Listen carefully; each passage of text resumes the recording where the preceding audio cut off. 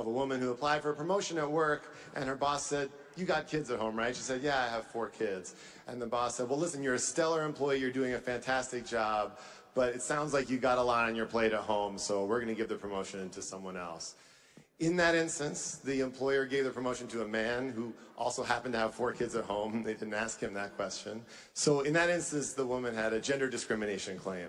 But had they given the promotion to a woman with no kids at home, for instance, that would have been perfectly legal. That kind of discrimination isn't currently prohibited under Illinois' Human Rights Act. And it's not even being brought by our trial lawyers.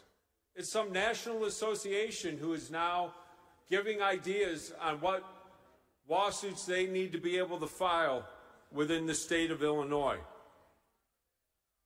Every business group is opposed to this because it's not going to reduce claims, it's not going to reduce lawsuits, it's going to increase them. And that's a problem for business and in attracting business to the state of Illinois. And I know you've all heard me say this before, but I'm going to give it again. And I'm going to read right from Moody's report describing the state of our state, its economy, in 2024. Illinois will be a below-average performer in the region and among the United States, with gross state product, employment, and income increasing less than elsewhere. The state will be a step behind the Midwest average and a few steps behind the nation in job and income growth over the long term.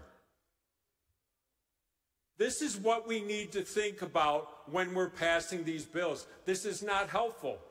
If people were suffering discrimination on a routine basis, we'd all be hearing about it.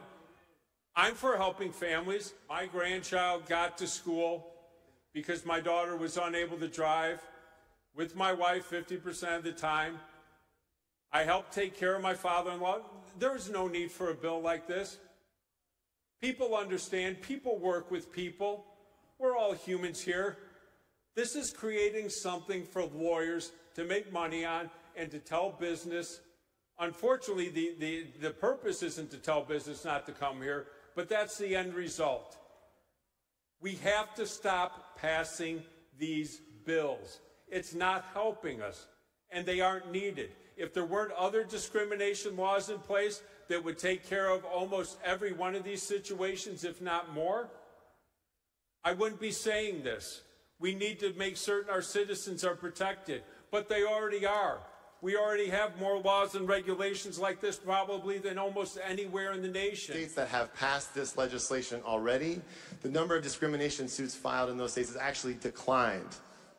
The number of suits about discrimination has gone down.